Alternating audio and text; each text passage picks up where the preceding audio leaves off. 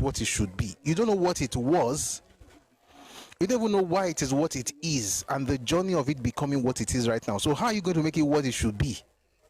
Perhaps what you are thinking of making it into is something that has been tried in the past, but you don't care about history. Therefore, you're going to repeat the mistakes of the past. And it's what you see in Nigeria, conversations about Nigeria. People, and let me say this, right? History has a way of humbling everybody. Let me just advise us. Please, let's be humble. Let's be humble. One of the things I think studying does is that it humbles you. And discover that maybe you are smart, but maybe, I mean, two options. It's either you're not that smart, or you're not as smart as you think, or okay, let me put it this way. It's either you're not as smart as you think, or there were others who were smart like you in the past. Something a lot of us would not want to discover. But the truth of the matter is that studying can, humble you. But when it comes to you not being the first person to think of something, it's easy for us as young people, young, whether you're in your 50s or 40s, we're still young, or you're in your 30s or 20s, all of us are young. It's easy to think that whatever ideas you have right now, you are the first on earth to come up with that idea. You may even be looking for a group of people to be bowing down to you and worshiping you because, hail, whatever your name is, you have created something nobody has seen before. It was Solomon who said something in Ecclesiastes. It says that there's nothing new under the sun. There's nothing new under the sun. If there's anything new to you under the sun, it's because you are new under the sun. I said that to say this. These idealistic things that people are carrying all over the place, shouting and saying, we must change it, we must change it. Maybe we should calm down and ask, has it been tried before? If they did it work? If it did not work, what are the lessons that we can learn so that even if we want to repeat it, we won't repeat the mistakes? And that's the issue with the way we talk about Nigeria. We're very idealistic on what it should be, but we have to be very realistic about what it is, and also to go back in the past and say, okay, what have they tried? And I'll tell you this: no matter what anybody tries in Nigeria is not going anywhere until we become more serious with the kind of structure we have. Which is why I like what the president is doing right now. Is very structure oriented, But I hope I answered that question. But I know I went off, Sha. If you're on YouTube, again, I apologize. At this point, it is well. I don't know what's happening. Maybe it's the location because I'm not in the library. I'm not in the normal place where we stream from. So maybe, I don't know, maybe the modem, the router is so far away. Maybe that's why this is happening. But I apologize. Hopefully, we'll have what we had yesterday tomorrow, and maybe by the next time we have this session, maybe I'll just maintain the same position so that we don't have to have this breaks happening over and over again. So I apologize for that, but please enjoy this conversation as we have it. A few more questions that I will probably just quickly answer.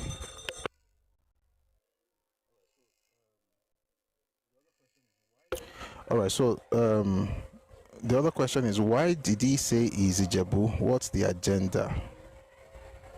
This one is a long one. Oh. You're going to have to watch one of the videos on YouTube. Had a thing for Africanization of the civil service, independence of Nigeria, fantastic ideas, right? And so, man, this thing is long, so I'm trying to look for the short one. I'm looking at the short version in my mind. Let me just go straight to the short version because of time. It's all right. Let's summarize. So this is what happened. The date is 1941. A while back, Dr. Kufuor Abayomi had won the legislative seat in Lagos under the banners of NYM. Now, under the umbrella of NYM. NYM was a youth movement, but it was also a political party because it presented candidates for the Lagos Town Council and also the Legislative Council in Lagos. So Kufuor Abayomi was in the Legislative Council. However, he had to travel to the UK for a specialized course in ophthalmology, something like that. So when he left, there was a vacant seat. Now, he was in NYM, he was the president of NYM, and that was how he became a legislator to start with. Now that he had traveled to the UK, the seat was vacant, so they had to fill that seat. Now, they talked about it like, okay, so who is interested? One of the people that were interested was Ernest Ekoli. Now, Ernest Ekoli was an Ijaman. All these things are going to make sense very soon. So just the details are very important. Ernest Ekoli was an Ijaman, but he was the president of the Nigerian Youth Movement after Kofa Bayomi. So he was the president of the Nigerian Youth Movement, but he was an Ijaman. Samuel Akinsanya was a Remo man, was an Ijebu man, who had been in the party, who had also tried to become the a legislator in the election that happened before, that was in 37, 38 elections, right? But he didn't win. It was only that seat that he lost, so that the NYM lost. So he saw in Kofa Bayomi's absence, or the vacant seat, an opportunity to actually get into the Legislative Council. So he also indicated interest, and they decided to have a primary. Now, when they had the primary elections, Oba, by the way, we call him Oba because he eventually became Oba, became Diodemo of Ishara. That was much later. But this time in the 40s, he was not Oba yet. Well, Samuel Akinsanya won, and Ekoli did not win as much, of course. But here's the kicker. They told him that, okay, so we've seen the result of these primaries, but we're going to subject it to the agreement or the decision of the Executive Council. So they had a meeting, the central executives, and then they were like, you know what, we made a mistake.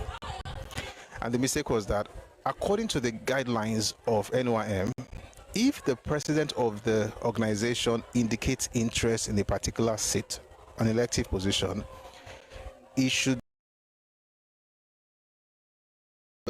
bother trying to get that seat, since the president is interested. And the idea basically is that if the man is good enough to be the president of the movement, then he should be good enough to be a representative in the Legislative Council or Town Council or whatever it is.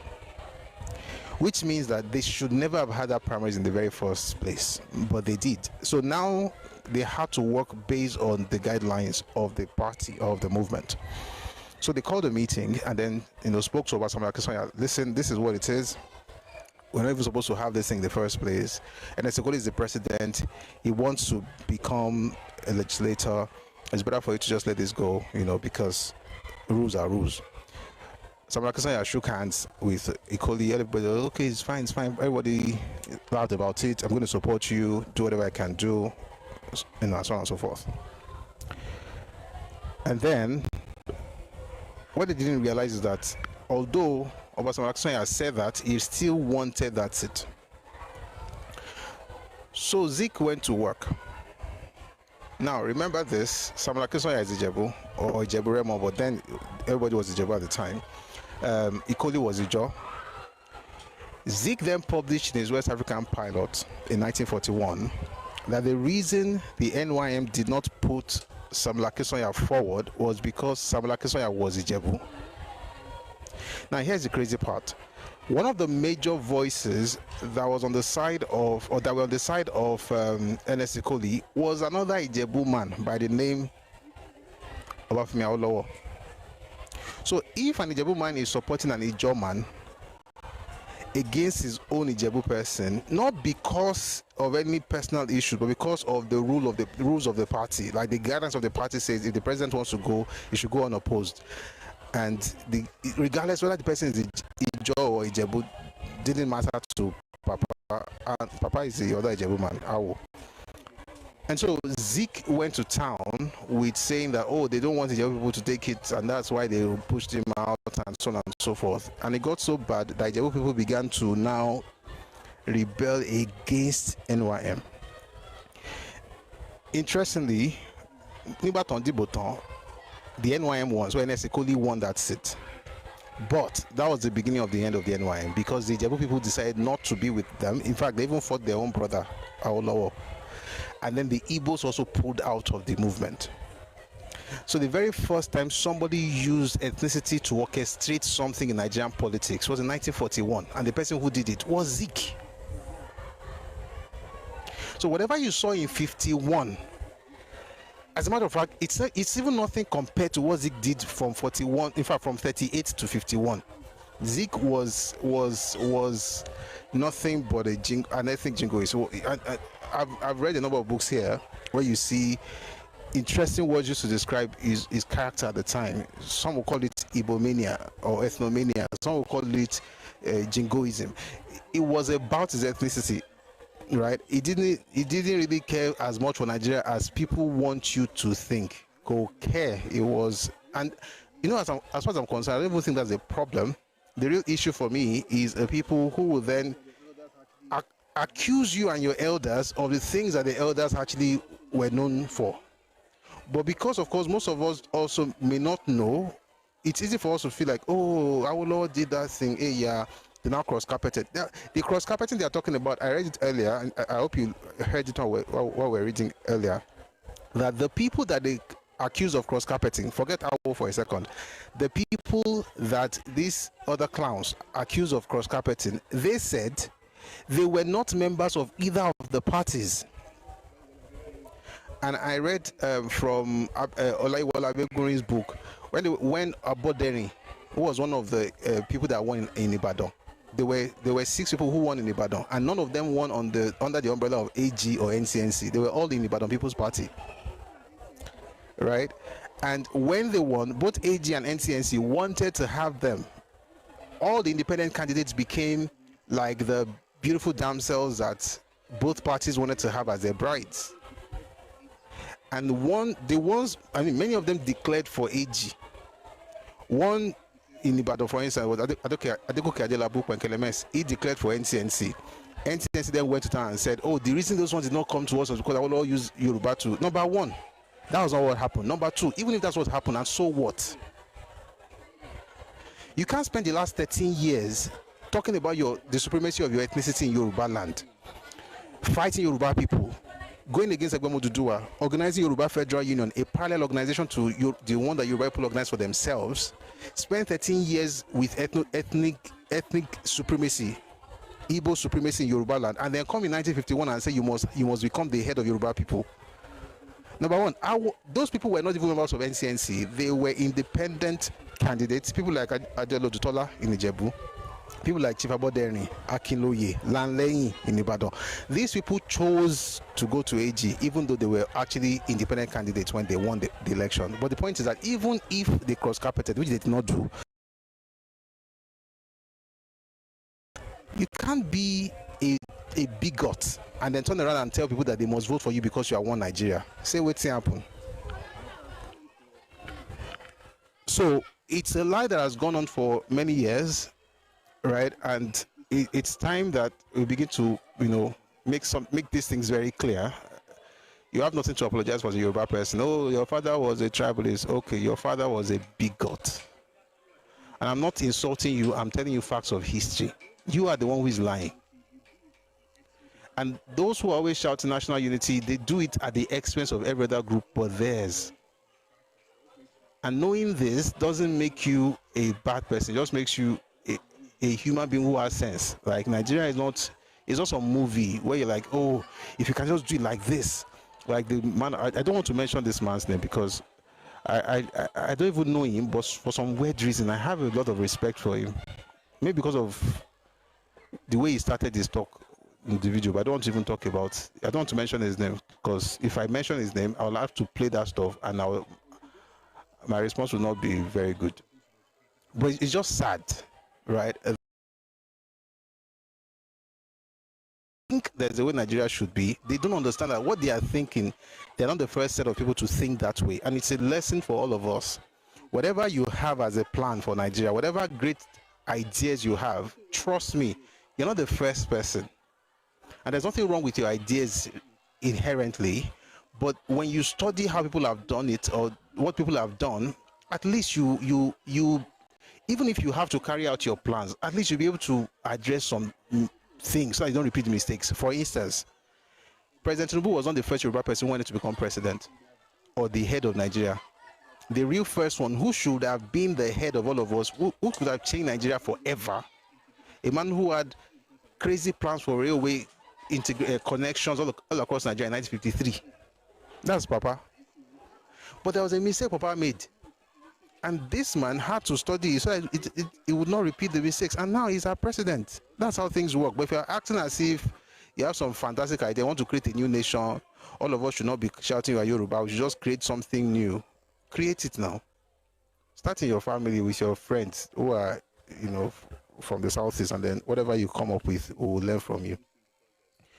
And the point is, again, I don't do this thing because there's somebody telling you to hate any group. I don't have time for that. The point is just that if a group has spent the last 70, 80 years blackmailing the rest of the country, it's important for the rest of the country to also open their eyes and ask questions. Kilo shele no. Right? And to answer the question that the person asked earlier, the reason they cry, I'm using the words that you wrote in your question, the reason they cry and mourn and wail and shout marginalization is because it is a tried and tested method of getting what they want. It doesn't matter what you build in the Southeast, you will still be accused of marginalizing the Southeast. It's not because you're marginalizing them, it's because it's a way to get what they want. This goes way back to the 1940s. Documented. Okay. May God help all of us. If you're from the Southeast here, this is not an attack on you. It's just what politicians from your place have done. And they've also put it in you and has become your culture today, so that no matter what happens, you call yourself victims, even though I don't believe you are. I think there's no citizen that is better than another. I don't think an Igbo person is of a lower quality in terms of citizenship in Nigeria than any other group. I don't think that, the Igbo is a second-class citizen. But however, I can say that people act like they are. People act like they are. And it's important for us to stop it, and not so much because of the people who have gone ahead of us, but because of the next generation. We've got to do better, right? And so today we talked about why Yoruba said no to Azikiwe in 1951, and I did that because of that, of this narrative on social media saying, oh, Awo did this, Awo did that. Your parents messed up. That's the truth. And the way to fix their mess up is to cover it with lies. You grew up with lies. Just because you have heard it since 1951 does not mean it is true. A lie can go on for 1,000 years. It doesn't change the fact that by nature it is still a lie. Longevity does not confer truth on lies. If it's a lie, it's forever a lie. Thank you very much. Thank you very much for being part of today's session. We'll be here again tomorrow, 1 p.m. Ife time, West African time. We're going to continue our conversation on how ethnicity influences politics in Nigeria. Tomorrow we'll be discussing part 7. I kind of like how we're going with that topic. And I hope we're, getting stuff. Just be aware of what's happening around you and don't become a willing tool in the hands of people who actually don't have good plans for your region. And I will say it again, people don't have good plans for Yoruba land.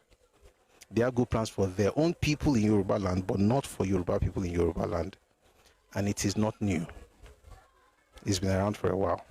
Let's just be aware, and then we can have a system that actually that acknowledges these realities, and then we're able to